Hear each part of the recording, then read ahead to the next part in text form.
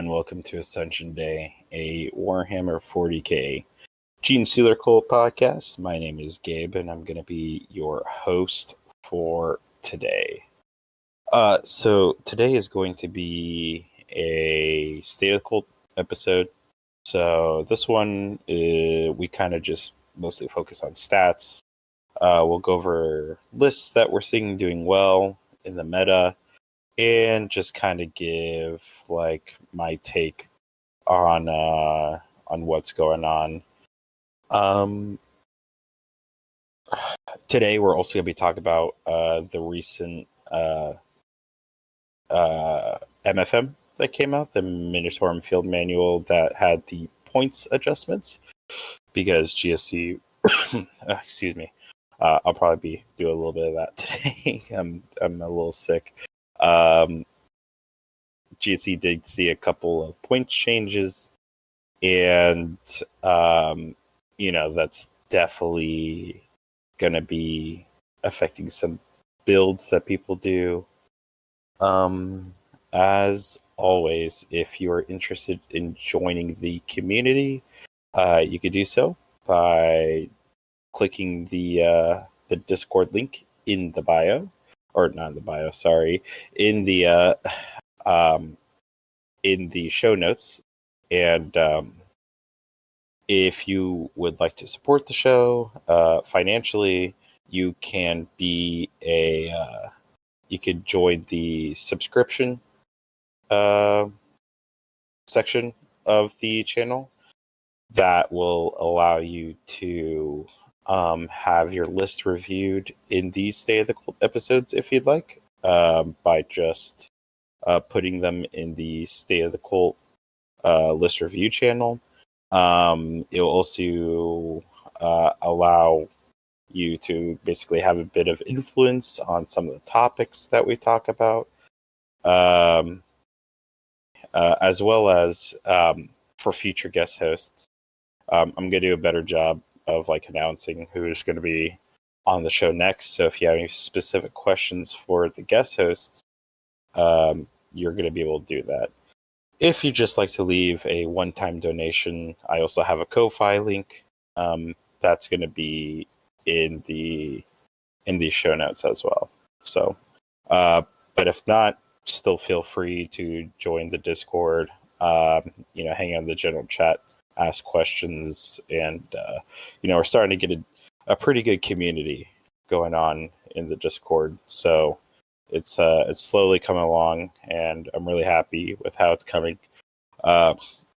And if you are a returning listener, or even if you're new, stay on the lookout.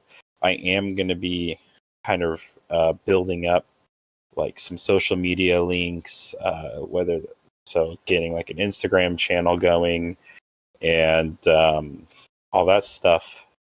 And if you are a subscriber, then one of the things I really would like to do is show off people's art and their painting. So that's something that I'll be posting on the Instagram once I get that going. All right. Well, we will go ahead and get started. So first off, how is GSC looking? So I'm probably going to be using StatCheck for a lot of these statistics. Currently, these stats are, the last time they're updated was April 23rd. So there is about a week of lag behind, but we'll kind of go over that once we start going over the list, because we just recently had a GT winner over this past weekend, as well as one earlier in the month. So we'll definitely be going over that. So currently GSC, in terms of win rate, are right in the middle of the pack. We are at a 49%, right in between Drukhari and Death Guard.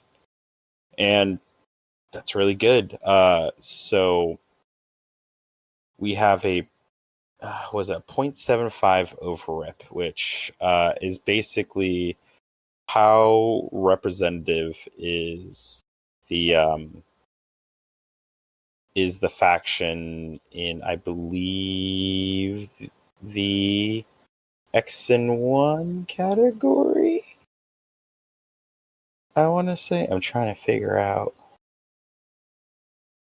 All I know is when you have a really high overrep, that means that you're doing a lot better than you should at the higher tables. So, like for instance, like Grey Knights right now have like a 1.46, Necrons have a 1.68, Sisters have a 1.42. So it's like you're overrepresenting the top tables compared to how many people are playing your faction. So, but in terms of win rate, we're doing excellent. Right in the middle, 50% or 49%. Like I said, that doesn't account for this week, so I could see that going up a percentage point. We've had quite a few 4-0 event starts. We've had 2 event wins. And overall, just looking pretty decent. And, it's funny.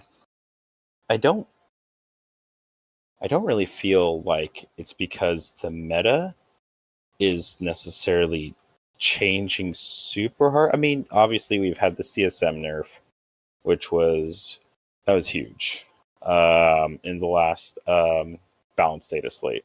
That CSM nerf was huge. That's kind of what brought Necrons and Sisters and like Custodies back into like a strong showing. But ever since then, like the meta's roughly been kind of the same in terms of like who the top 5 like factions are.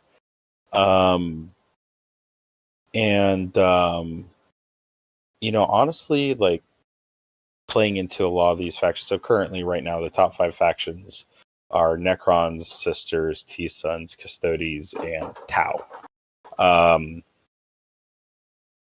None of these are like particularly scary as a GSC player. Like Necrons can definitely like be annoying, especially I noticed like Aberrants are super good into dealing with Wraith bricks. So if you don't have Aberrants, that could be a problem that you run into, or you just kind of get scammed on their 4-up and 5-up feel no pains. Hypercrypt though, we do a bit better into that. I'm going to kind of stay away from like the matchup specific stats just because we have so little statistics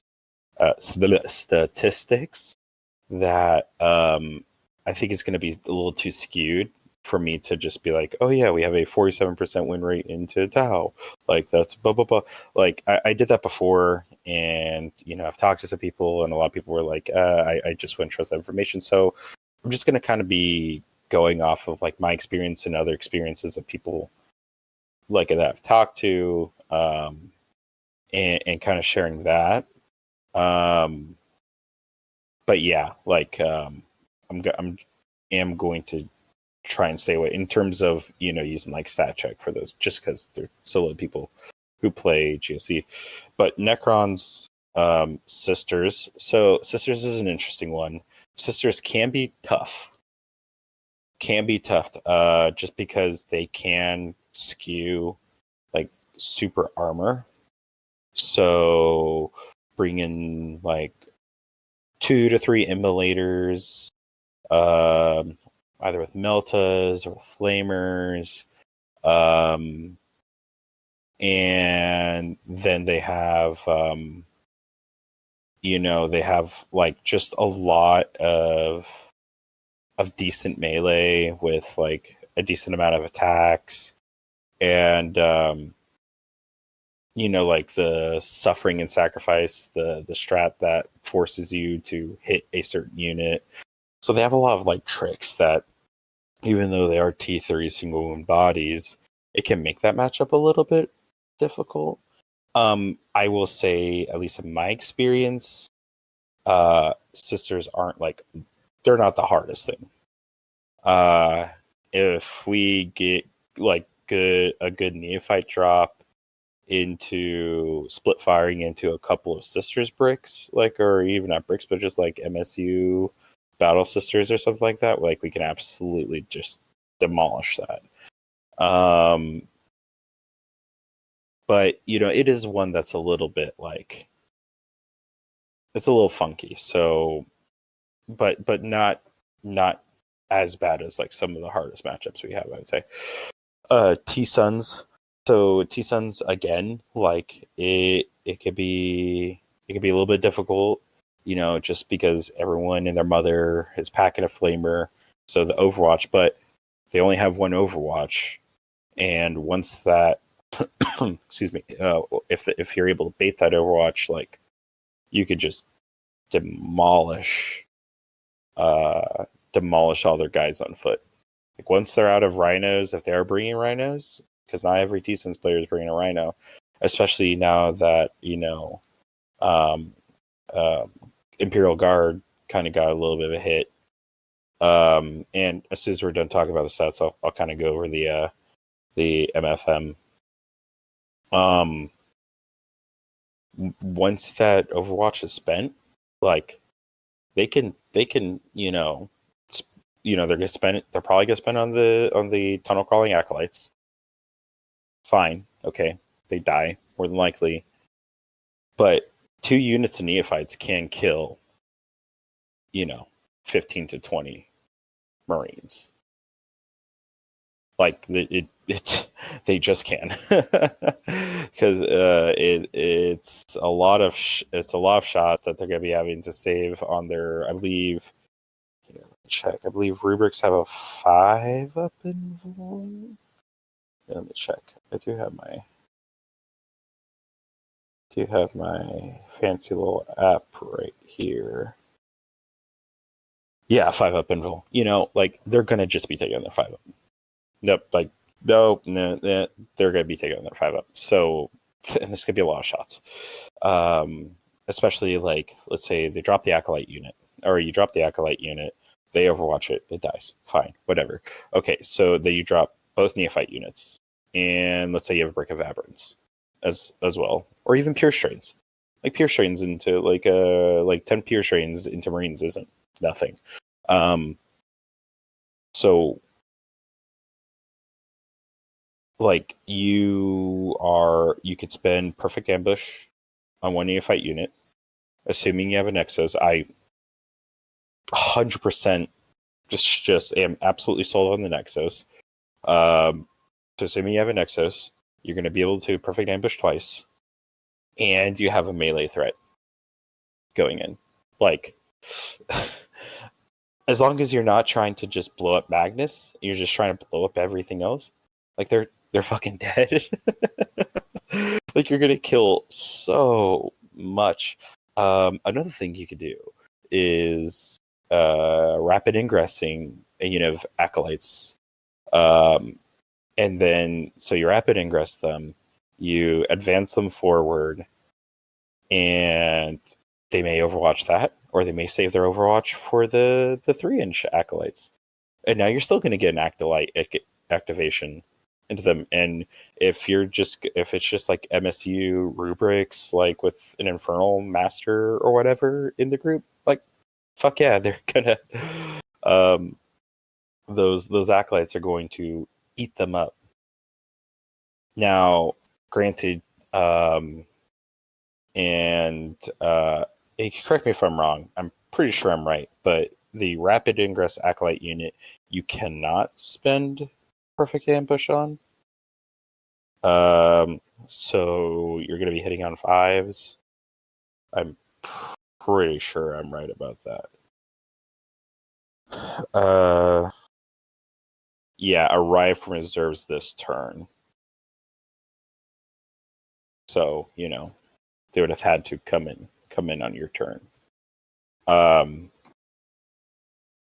So, if they decide to not Overwatch that and then Overwatch the one coming in from tonal crawlers, you're gonna be hitting on 5s, but still 5s, rerolling 1s, wounding on 2s, probably rerolling 1s. Like they're gonna 5 Marines and a dude are gonna die. So yeah, like T-Suns, Custodes, same thing. Like Tau, that gets a little bit funky depending on if they're going super suit heavy versus if they're going like breacher fish heavy. Breacher fish are really, that one can be really difficult, but if it's just suits, like we could mess that up all day, not a problem. So like just looking at the top 5, like nothing is particularly scary. A lot of our like worst matchups are so like Chaos Knights, which is technically below us in win rate. Chaos Knights can be really hard. Death Guard, also technically below us. Blood Angels,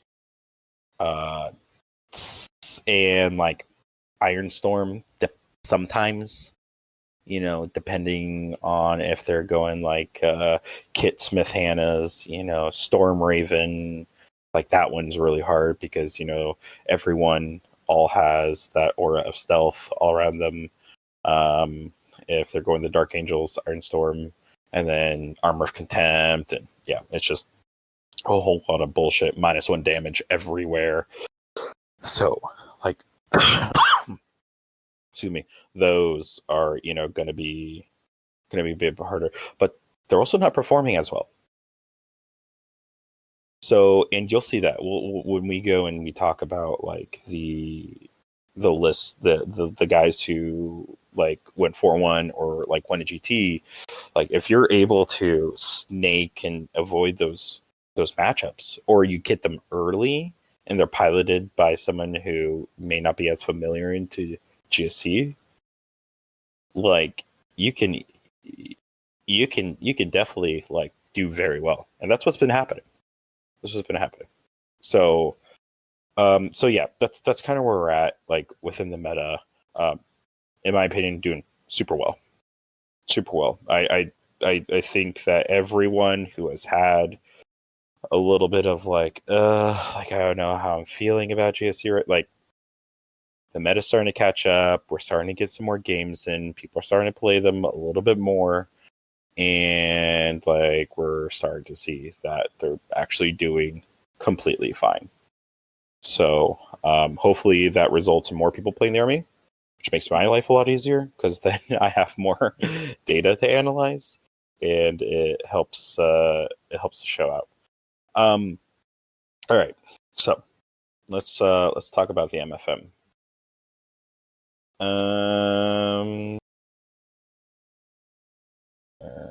I know StatCheck made a awesome little chart.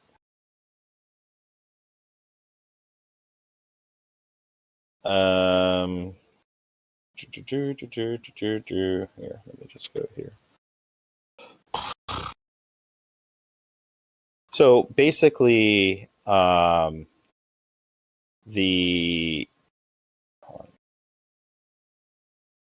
Aberrants went down 5 points per 5. The Ridge Runner went down 10 points. The Truck went down, I think that's the one that went down 20. Because the Ridge Runner and the bring this up. Oh yeah, the Truck went down 20 and the Rock Rider went down 25. Yeah. So Trucks are now at 90, Rock Riders at 130, Ridge Runners now at 75, and Aberrants are now at 180 versus 185. So yeah. I mean, depending on what your list was looking like, you either care or do not care at all about this. So let's just say you were running the bog standard, like I guess the most the most like standard index GSC list, which is 20 acolytes, 60 neophytes, 3 primuses, a reductus saboteur or 2. I would have to look at the list. A biophagus with cunning, 10 aberrants, and a ridge runner. That should, in whatever combination, you can get to 2,000 points with that, give or take like 10-man unity fights or whatever. I think maybe, and also throwing in like a Clamvus. I think that gets you to about 2,000 points. The odds are with the ridge runner and the aberrants, that's 20 points you got back from your list. So what can you do with 20 points? That's okay. So just that in like a vacuum, it's like, I don't know. So what did I do? So I could talk about what I did. So like, full disclosure, I am running my current list that I have been running is Muscle Beach.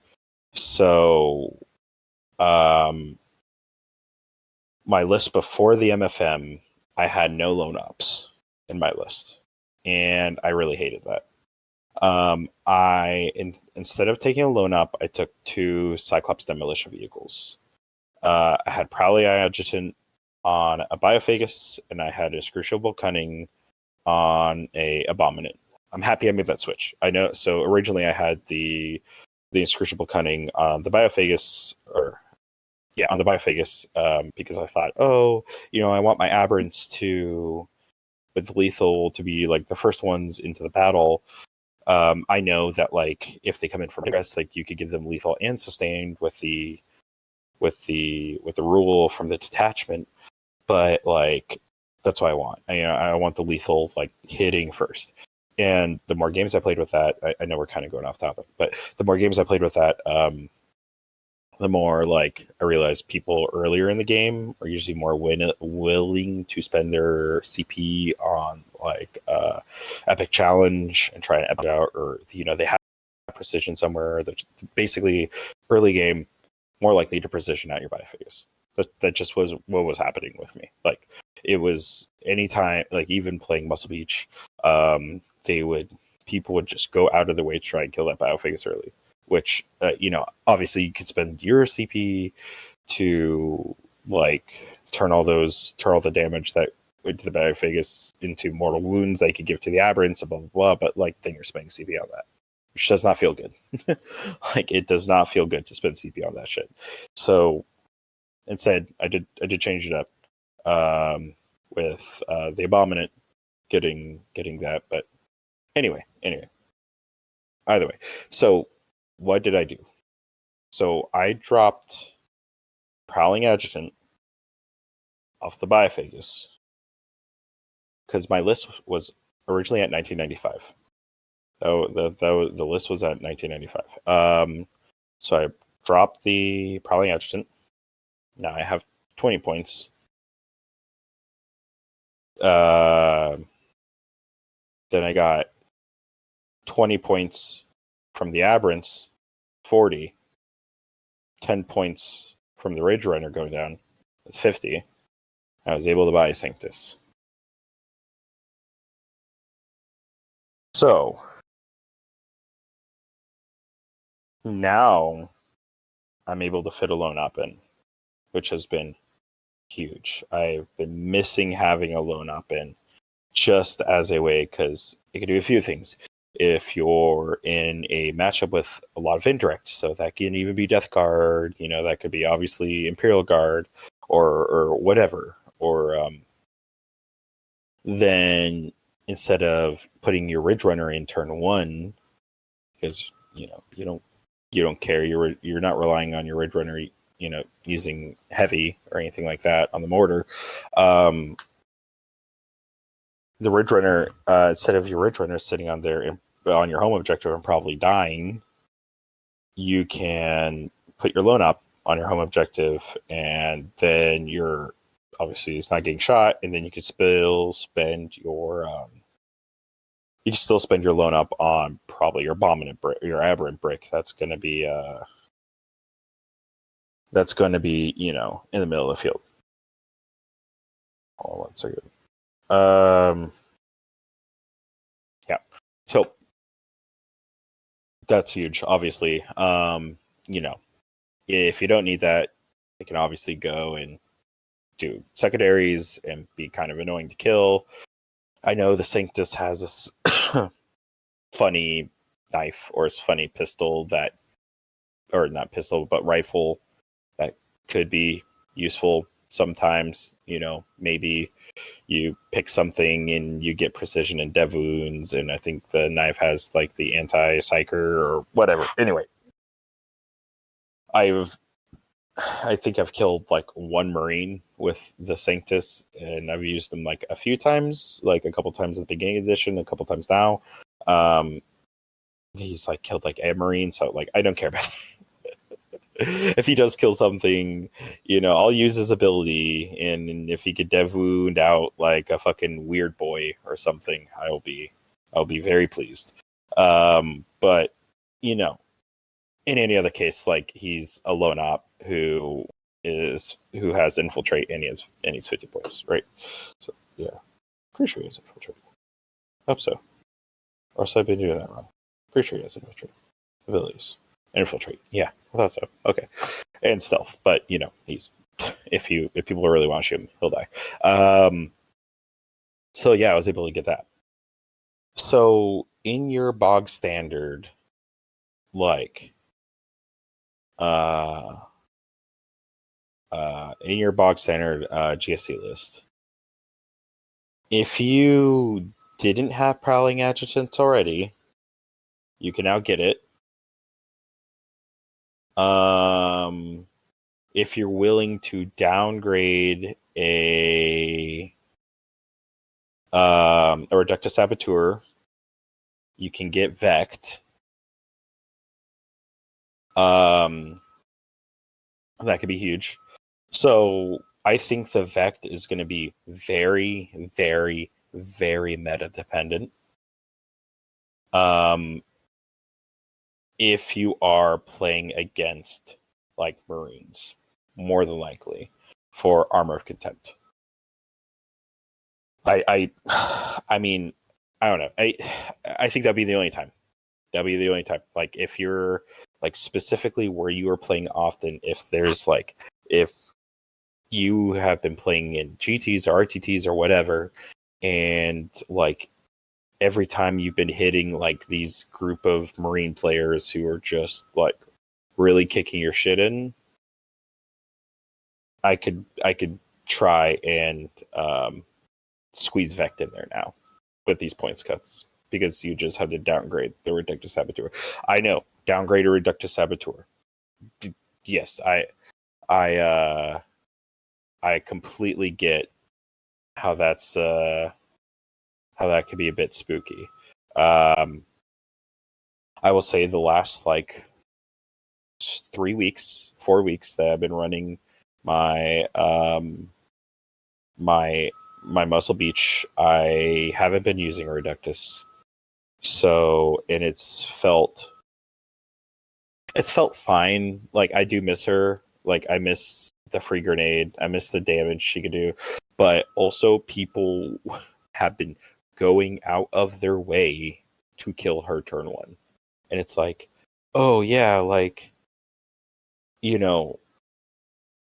sure, like okay, they're committing to, but very rarely do I have anything other than my Aberrant Break. Do I have anything that can punish someone turn 1 killing my Reductus?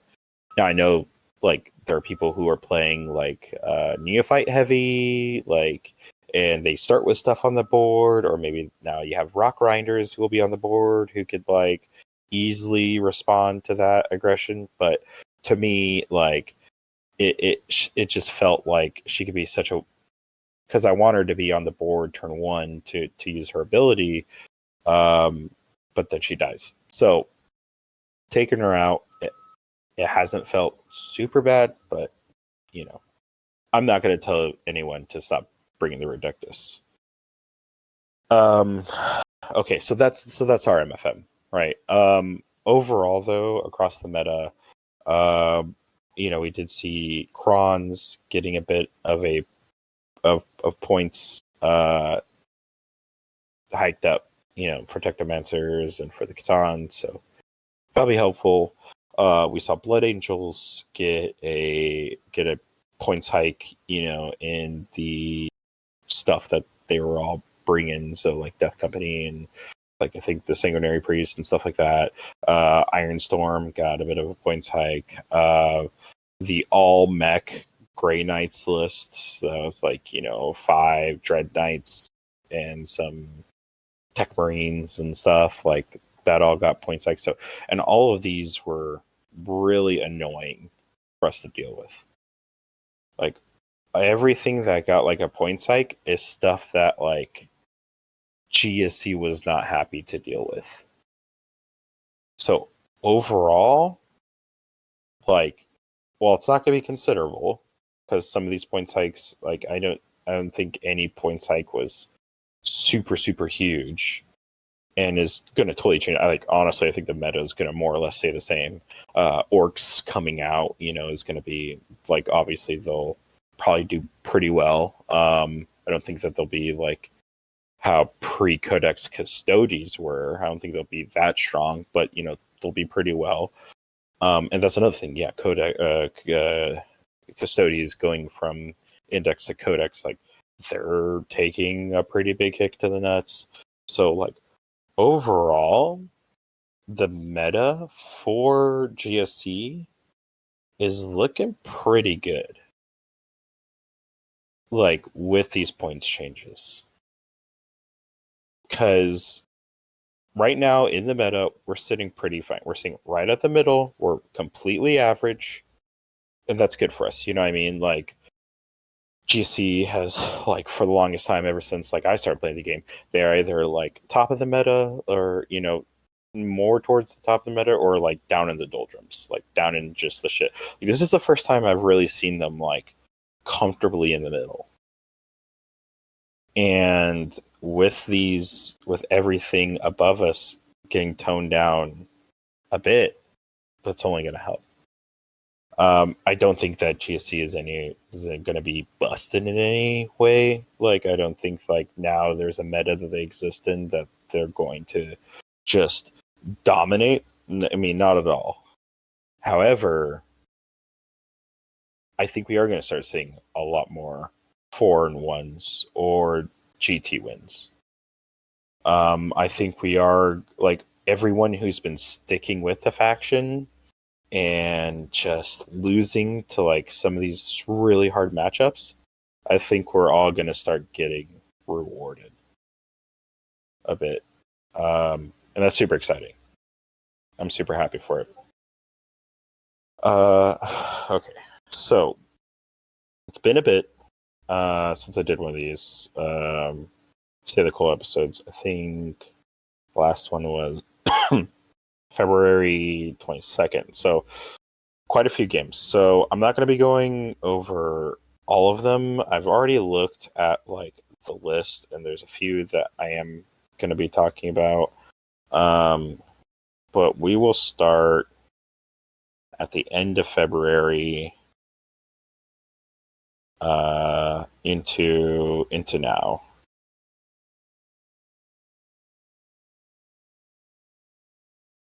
Okay, BCP, please work with me here.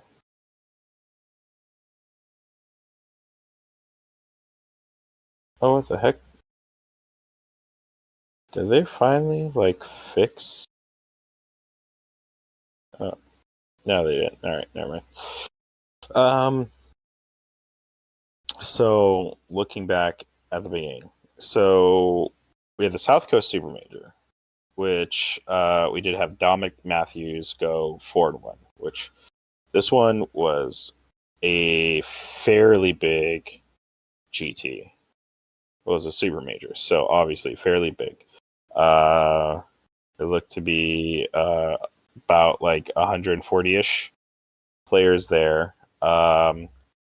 And we did have Dominic, like I said, Dominic Matthew go 4-1 there. So really fantastic. It's such a big GT. So he brought Triple Primus, Double Reduct, and Triple Reductus. Definitely, like,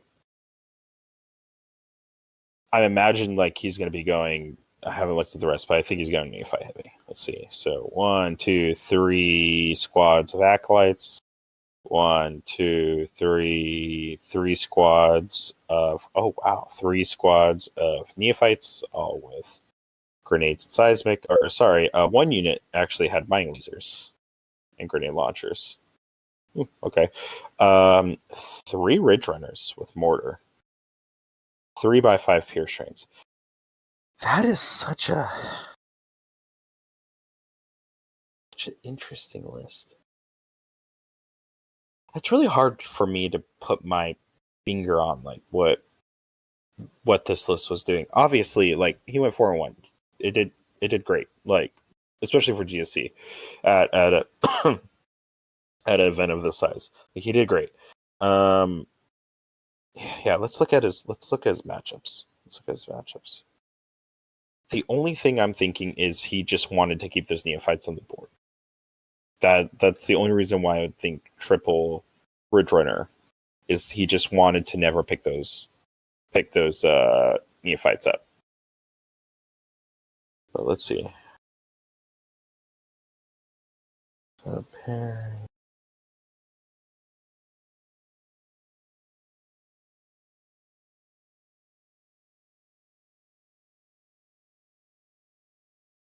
So round 5, he won 84-53 into Grey Knights. Grey Knights was playing double Terminator squad, double Strike squad, 2 Dread Knights, and 2 Purgation squads. So that's a little bit of a yeah. I could see how he did pretty well into that. Round 4 was into also Grey Knights. Oh my god. Is the UK just like super, which was Triple Brotherhood Librarian. There we go. Grandmaster, Nemesis Dread Knight, 2, 3 Strike squads, a Paladin squad, and 2 more Dread Knights, and a Calidus Assassin. Again, so when Grey Knights are not taking like vehicle spam, like we do pretty well into them. So round 3 is the one I think he lost. So Custodes, okay, that makes sense. Yeah, it's when you go into Custodes without Aberrants, even though Aberrants like, and I know there's gonna be people who like don't play Aberrants and go into Custodes and say it's fine. I'm not saying that that's obviously wrong. I just know that like when I was playing into Custodes, like Aberrants were a great just wall. They're just a wall of shit to put in front of them. So, because you know they would have the advanced and charging blade champ, and that like you just need something that could absorb that. One into Marines, and then round 1 he went to Imperial Knights. Okay, so that makes sense. Yeah, interesting, very interesting list. Like I said, I don't know. I'm gonna have to ask him. I don't know. Had some stuff from ETC. You know, normally, like I said, I try to stay away from teams. We had William Cliff at the Ides of March GT going 4-1. He took Biophagus, Clamavis, Nexus, and Triple Primus, and 2 Reductus Saboteurs, 2 Acolyte Hybrid bricks, 1, 2, 3 Neophyte bricks, all with seismics and grenades, Abrams, and Ridge Runner. This is your stock standard, like, take all comers GSE list. So, makes sense. Yep, 4-1, solid. And then Alex McDougall So I just had Alex McDougall on the show not too long ago, and we kind of talked about this GT he went to, the Wet Coast GT, where he went 5-1. So I know without looking at his list, I remember he didn't take aberrants. He took a little bit more trash for scoring.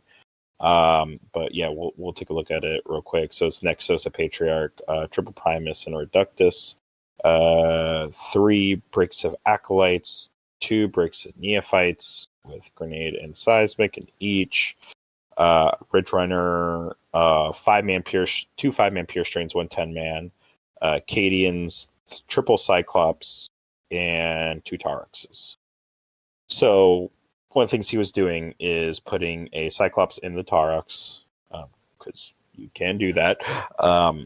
And then obviously the Cadians. The other one, he went for Cadians just because they give the sticky, which is, a very interesting thing and cool thing to try and play around. God, 60 points for 10 dudes, man. Amazing. I love being able to bring guard. But yeah, so in this one, he did say that like he didn't take aberrants because he wanted to try and explore with more trash on the field, and then obviously he hit a matchup that was just able to power through all that and still score well. But still, excellent job by him. And now we go into our first GT winner, which was Andrew Lewis at the Courage and Honor GT. Let me figure out where this was. In looks like in England. So looking at his list. So he obviously very well done by him. Very well. He was able to kind of snake some of those matchups that Kai talked about. That like if you're able to if you're going to get those shitty matchups, but get those early and into like players who aren't as good as you, like you can hit some of those top players in easier matchups and do well.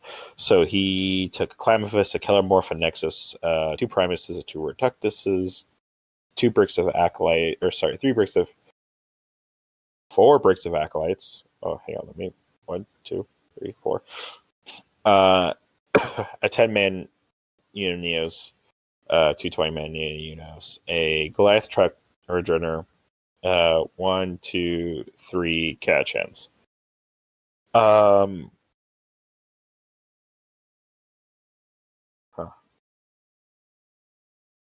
So I'm guessing an Acolyte unit starting the truck.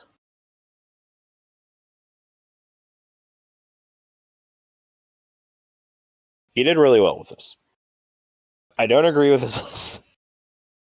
But obviously, he was able to hit the matchups he needed to and win it, which is still an excellent job, and I'm sure he piloted it great. But so you don't get my biggest problem with Acolytes, and maybe he did. Maybe he put the 10-man of Neos in the truck. I don't really think that's what happened because he probably kept the 10-mans with the Clamavus on his home objective. So, and I logistically, I don't know how else you're being able to play with 4 bricks of Acolytes without one of them starting on the board / being in a vehicle. So the truck, gives you rerolls of wounds. Acolytes already give you wound rerolls. However, you do not get sustained coming out of a vehicle. You do not get sustained coming out of a vehicle. So, hitting on 5s, because you're never hitting on 4s, because you never came in from Deep Strike, so you're not using Perfect Ambush, so you're hitting on 5s, reeling 1s without sustained, 2s or 3s with full rerolls, admittedly, but you're already rerolling 1s. It gets a little rattlesnake. Now I know, I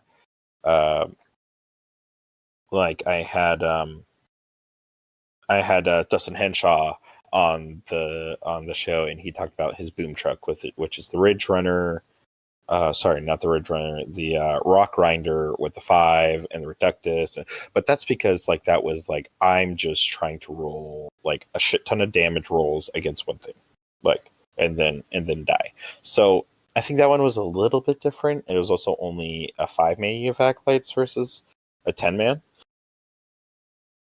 So a little bit less, a decent chunk less of commitment. Granted, the Ridge Runner was more expensive, but it still ends up being less versus the 10-man. So, yeah, like, and this is why it is very, very, very, very, very important that you just don't look at a list that went 4-1 or went 5-0 and immediately be like, this is the best list. I'm going to run it. This worked specifically for the player, for Andrew Lewis at this event. This worked for him at this event. So, like, that's all I'm going to say is like, I mean, do whatever you want. They're your models. I can't tell you what to do. But like, if you do that, if you go and you copy this list and expect to do well, odds are you will not, because this list is very like it is lacking a couple things that like can help in a lot of matchups. Now, obviously, he piloted it well. He got through. He won the GT, which is awesome. I'm super happy for him. But I'm just gonna say that. So good for Andrew. Awesome job. So now we're getting towards this past weekend. Oh, hang on. BCP. What are you doing? Hold on, let me just make sure. Okay. So okay, sorry.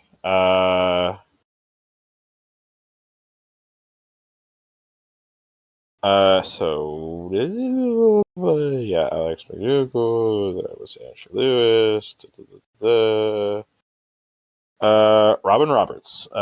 So I've actually gotten an opportunity to talk to him, and I'm hoping to have him on the show because he's a very consistent GSC player who goes 4-1 very often, and I think he's very good. I remember when I talked to him, he was basically like, "Yeah, I pretty much have my list, and I just run that all the time now." So he has a Biophagus, a Clamavus, a Keller Morph, or 2 Keller Morphs, 3 Primuses, and a Ridiculous Saboteur, with Prowling Adjutant. Oh, so no inscrutable cunning on the Biophagus. Okay, so I think I remember him saying that he is rapid ingressing his aberrants versus keeping them on the board. So that could be way. 2x10 Acolyte hybrids, 1x5 Acolyte hybrid, 2x20 Neophytes, and he is taking Webbers instead of grenade launchers, but with a seismic cannon, a 1x10 Neophytes, Break of Aberrants, a Ridge Runner, and 5 Pure Strains, and a single Cyclops. So I remember when I was talking to him, like he was like, "This is just a very good like take all comers list for me," and I think that's absolutely fine. He and I remember talking. He's like, "I'm playing what feels like comfortable." So obviously, Keller Morphs are 55 points. I mean, nothing's as good as the Reductus when it comes to our load-ups. Nothing's as good. The only reason why I am personally taking Sanctus is because it's 50 points cheaper. That's it. Sanctus and the Reductus were the same price. I'd be taking a Reductus. Now, Killer Morphs they do have like the ability to do a free 3-inch deep strike if I believe they end with a 9 of a battle line unit. Such a terrible host. I should have all this memorized. We don't have that many. We don't have that many day sheets. also within 3. So you can 3-inch deep strike if it's within 3 of a friendly GSC battle line unit. Yeah. So, that can kind of help you sneak out some deploy homers that maybe you weren't able to get, or behind enemy lines or something like that. Like, it's helpful. Like, his shooting is it's not 9th edition. The Killer Morph is not scary. We could, if you're interested in learning more, like, you could listen to my character episode that I did with TJ Lanigan, but 6 shots hitting on 2, strength 5, AP 0, 1 damage. Does have dev wounds, does have precision, sustain hits D3, but AP 0. So unless you're rolling a natty 6 on the wounds, it's AP 0. You know what I'm saying? So his shooting is no. It's just no. But for 55 points, you do get a free deep strike, a 3-inch deep strike unit with riders attached. So not bad. Not bad. If what you're looking for is just people to do shit for you, like action monkeys. So I'm trying to find, BCP is giving me a headache because I know that there were some other, but yeah, he went 4-1. So really good job. We have Nurgle Mania with, I'm gonna fuck this up. Jens Gottfried. Jens Gottfried.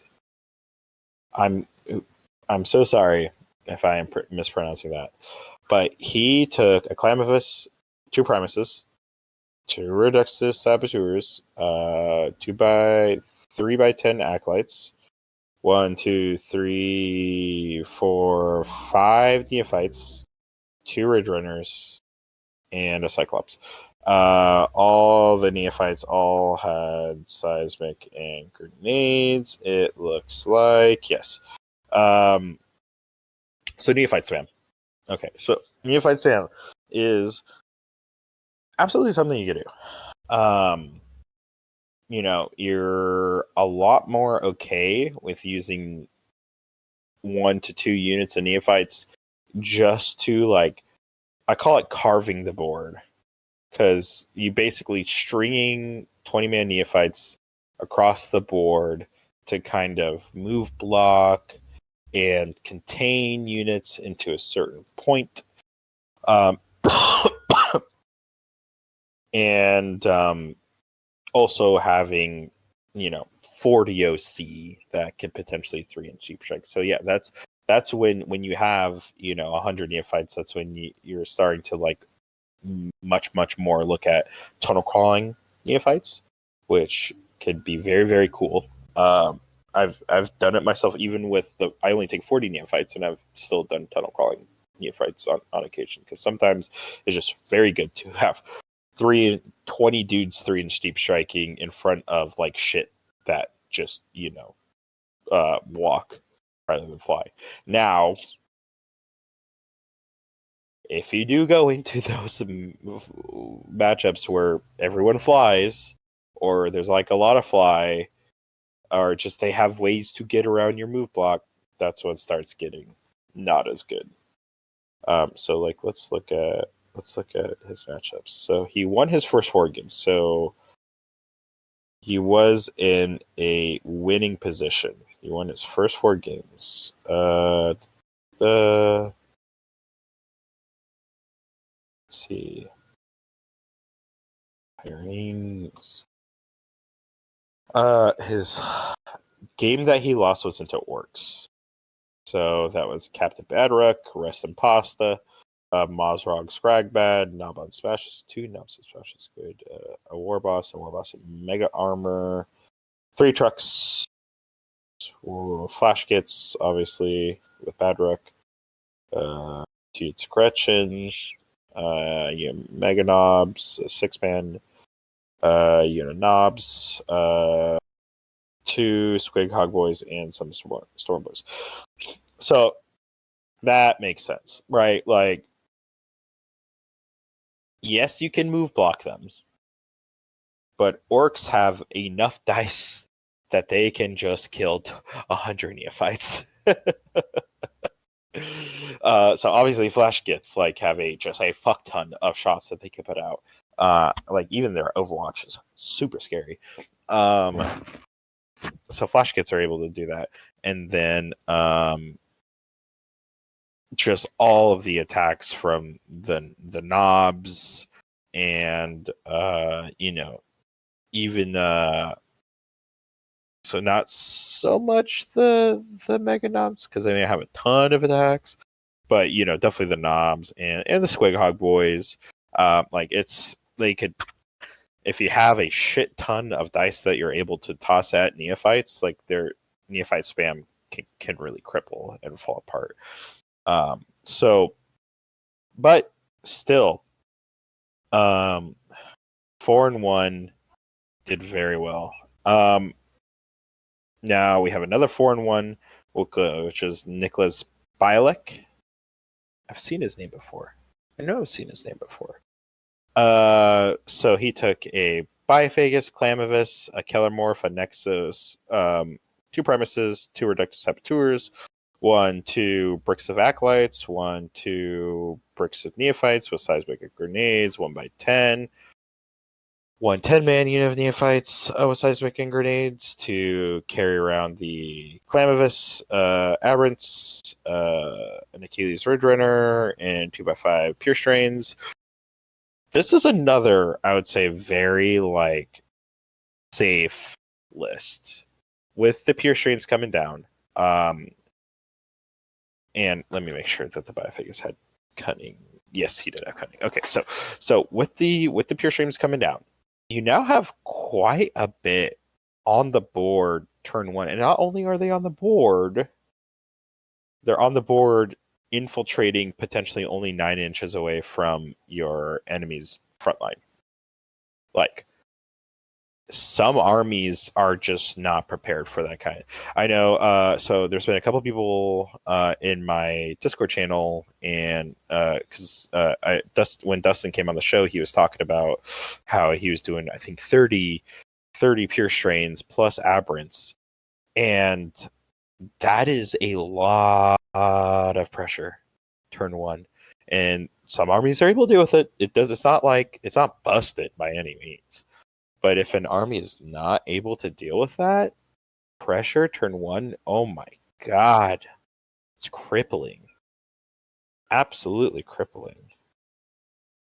So very good. Let's see what his pairings were.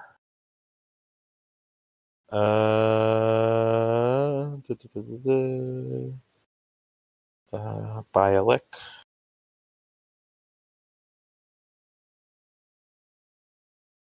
So, oh shit. Bialek.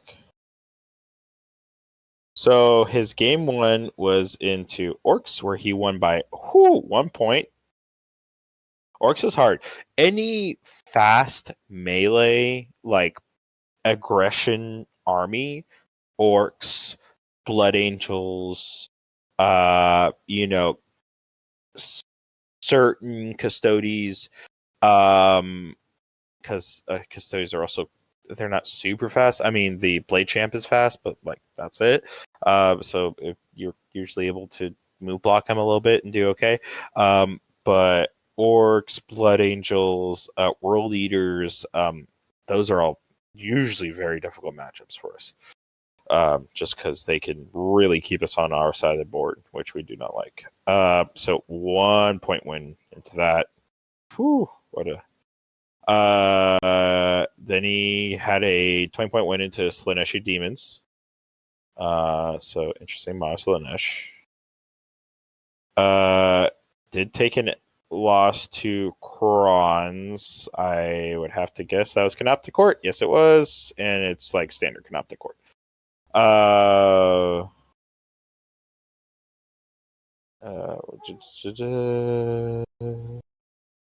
the heck happened? Hold on. Sorry. So that was round 3. Round 4.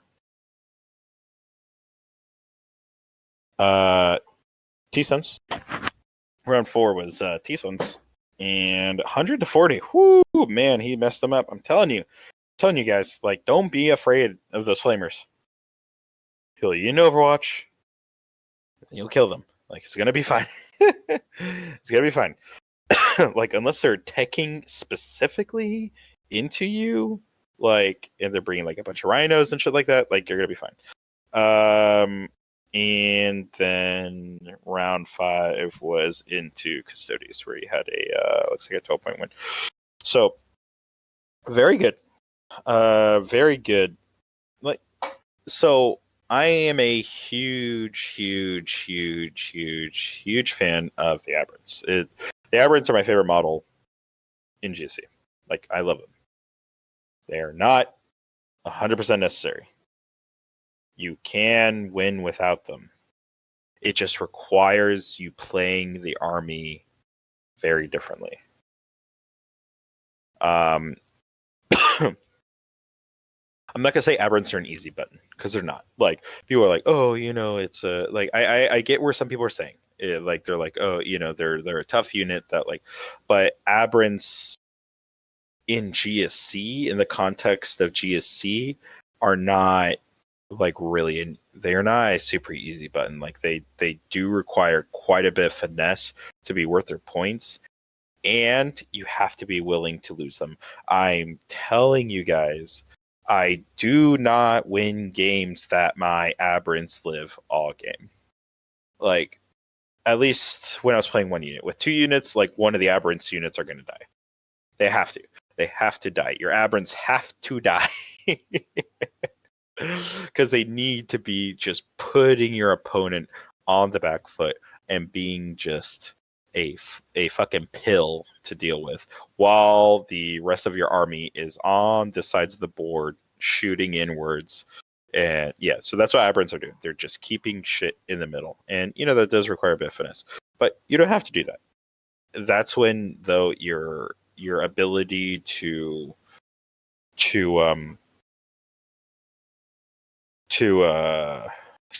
your ability to move block and stuff needs to be on the point. But obviously he did have Aberrants in this, but I'm just saying. And then finally, I need to just the other guy who won the GT. It's not popping up on here.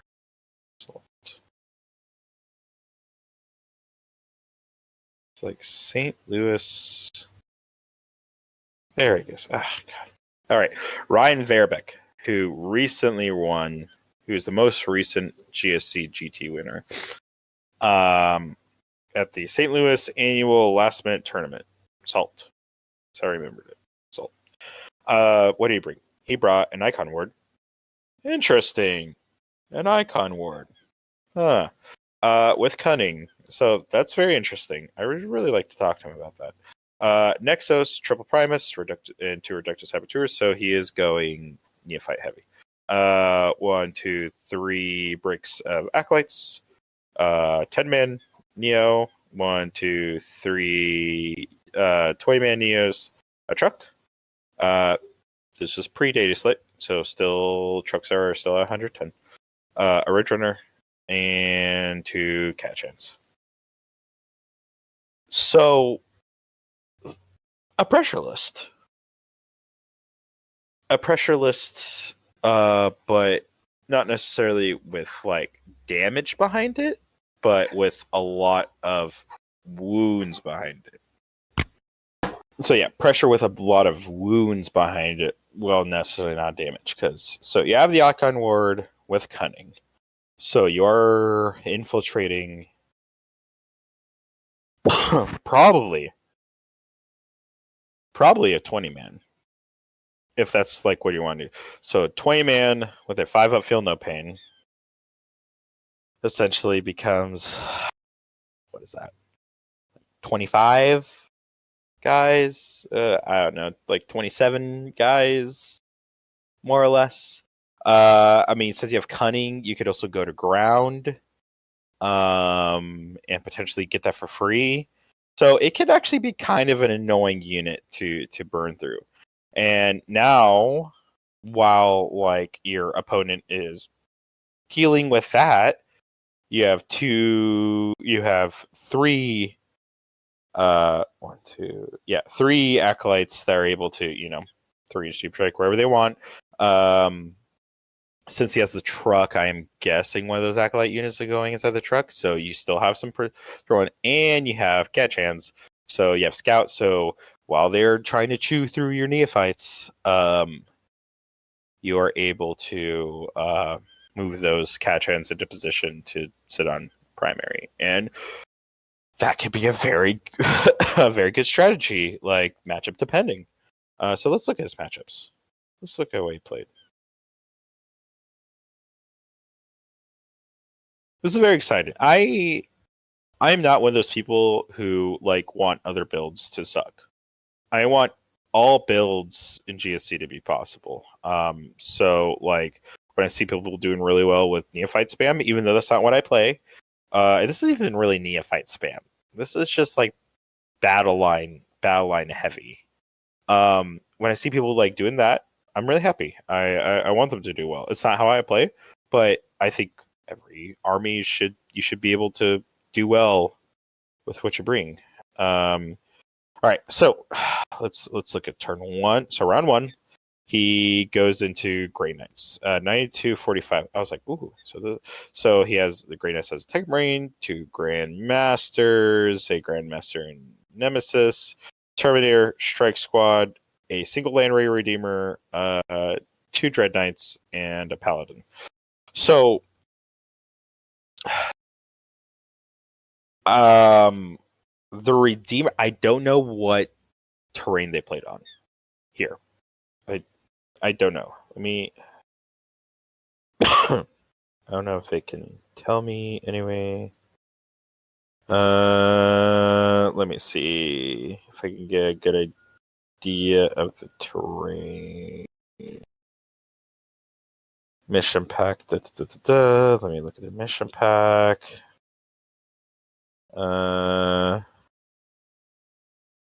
So that one, he was playing Scorched Earth, Chilling Rain on Dawn of War. Oh, Dawn of War can be like really good for that infiltrating neophyte unit. I don't know what terrain they played on. If anyone went to that, please let me know. So terrain depending, that Redeemer could have actually not done that much. So I can see how it could usually, and since he has that big neophyte unit, I guess the Redeemer has a bunch of flamer shots, but like it's not killing 20 neophytes. So yeah, but he beat his opponent fairly handily there, I will say.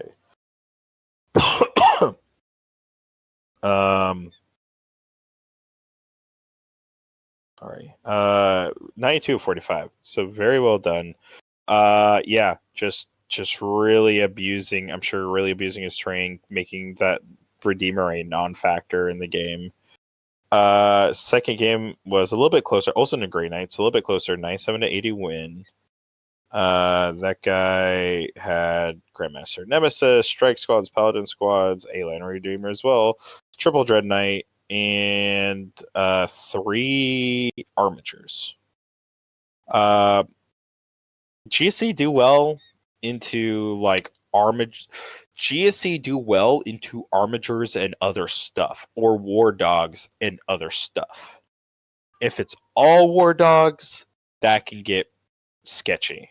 That can get really sketchy because that's just a lot of wounds. But if it's just some war dog, like war dogs and big knights, or armatures and big knights, or war dogs and big knights, or war dogs like as a ally or whatever, because a neophyte can kill a war dog. A neophyte with seismic and grenade launchers, on average, kill a war dog with wounds to spare. An acolyte squad, especially if you have Redeptus, if you're able to double grenade something or grenade something with her reductus and then like throw her satchels, her demo charges at something, and then you can start looking at split firing an acolyte squad. So if like I think if both dogs are brought down to like 8 to 10 wounds by the time you split fire, acolytes can split fire and kill, and that's without a Primus. With a Primus, I don't even think that they need to be damaged. They may still be fine split firing and killing. That means like, one of them. Now that's without them rotating ion shields, but dogs can't, or armatures and dogs can't rotate in if they are an ally. So they don't even have that ability. So yeah, I can see this. No. Okay. But a little bit closer. So a little bit better of an opponent, I imagine. Alright, so let me get back to the thing. Alright, so that was round 2. Round 3, he played Intel Dari 7744. I'm not even, but like we beat Eldari. Okay, next.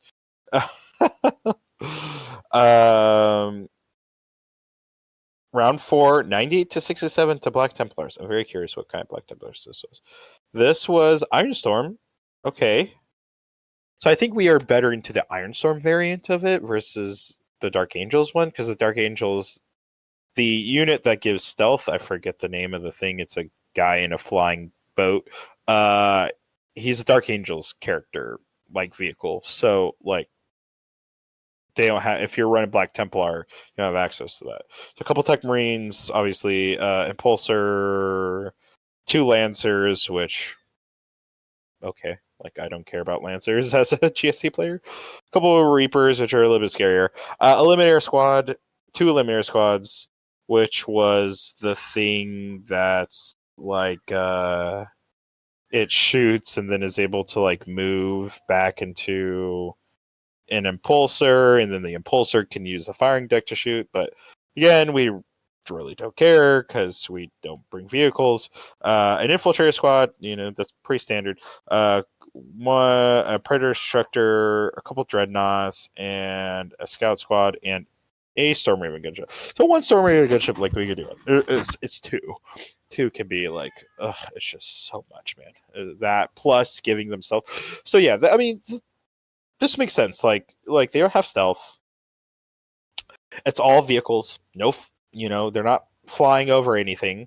So like, that again, that infiltrating unit, and that's what I'm imagining. I can see, and I mean, obviously, I haven't talked to him yet, but I can see Ryan probably was tabled in many of these games by turn 5, but with the move block he was able to do into the opponents that he drew, he was probably able to get such a points lead that it didn't matter.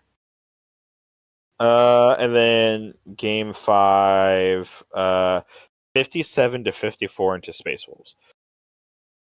So this is a really good game. This is the game I would really like to know most about if I have the opportunity to talk to him.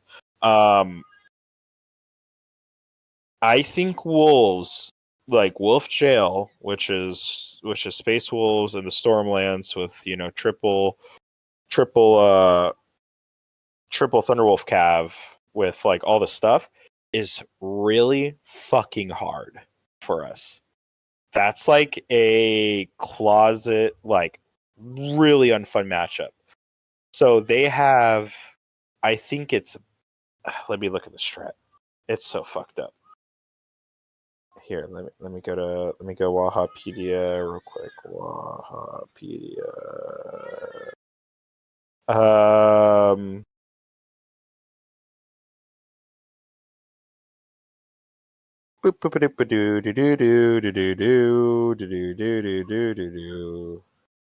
Well, it also doesn't help that all the fucking dogs all have storm shields, so they all have a dual for not Gladius, Stormlance. All right, let's look at their strats. So obviously the armor contempt.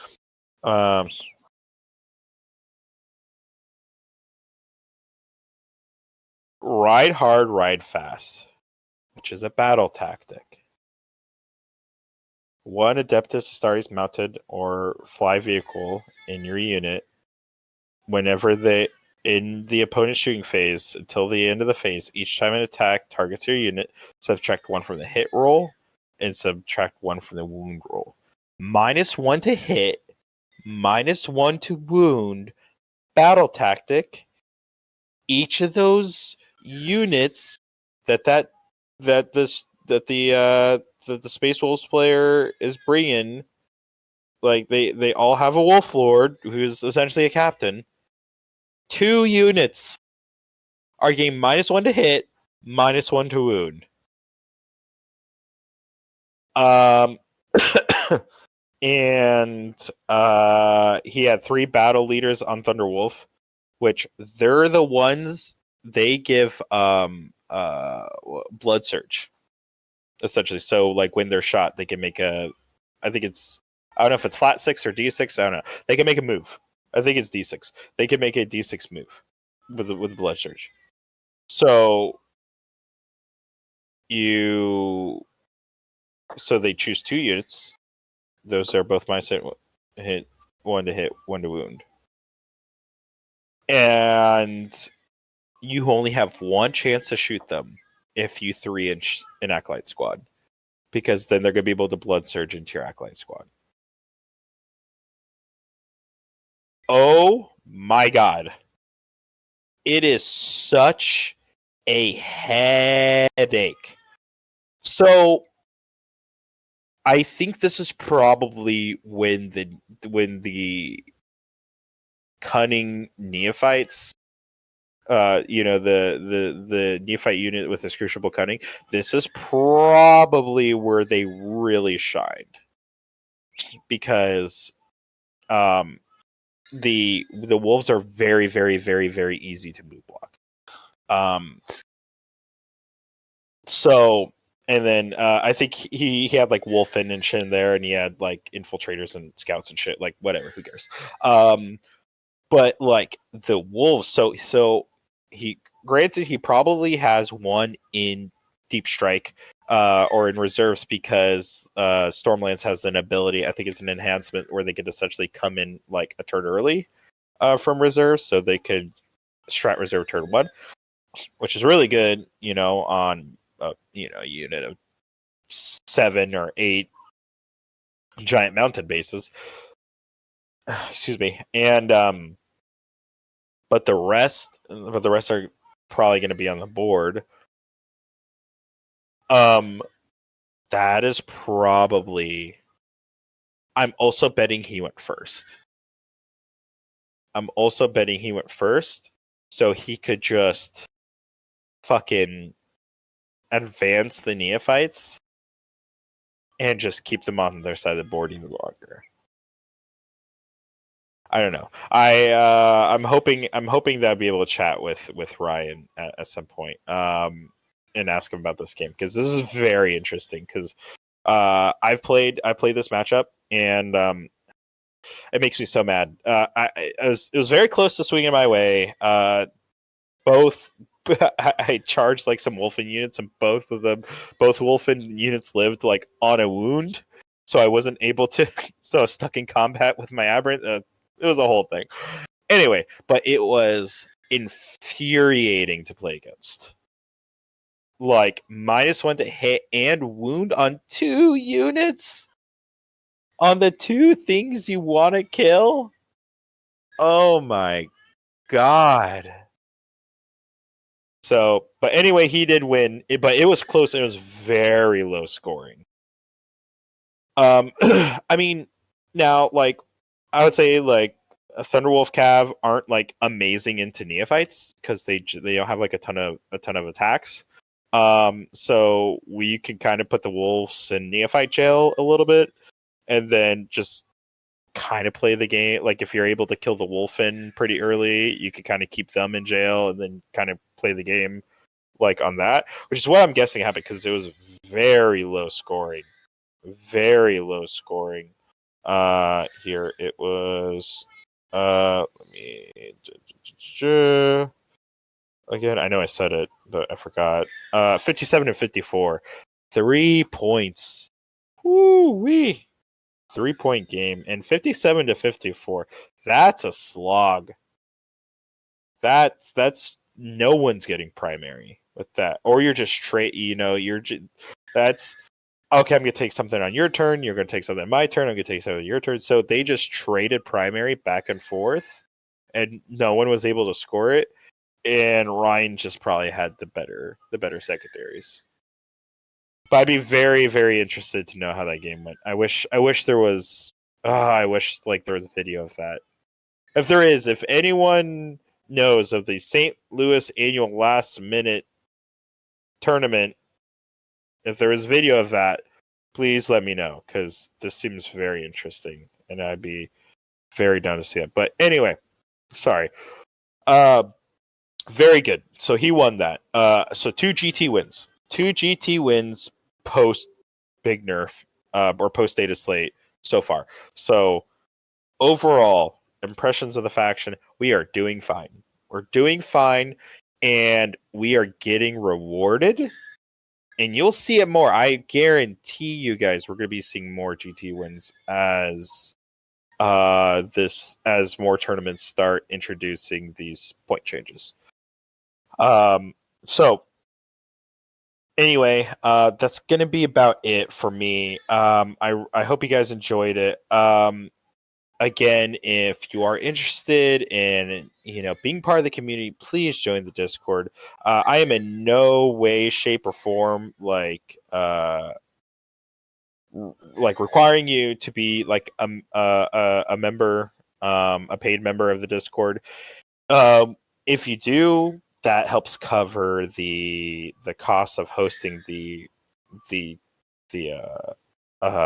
podcast, and I'm basically using whatever money people give me towards a new microphone and like some audio setup.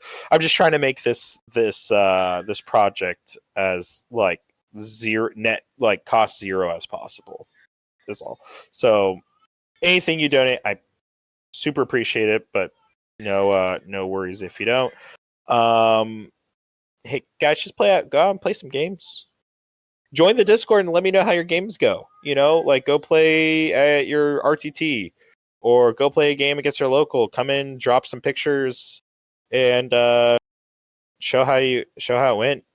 People have been doing that recently. People have been like experimenting with like some of the builds that they've been hearing on the show, which has been awesome. It's been really cool. I'm just super excited about GSC right now.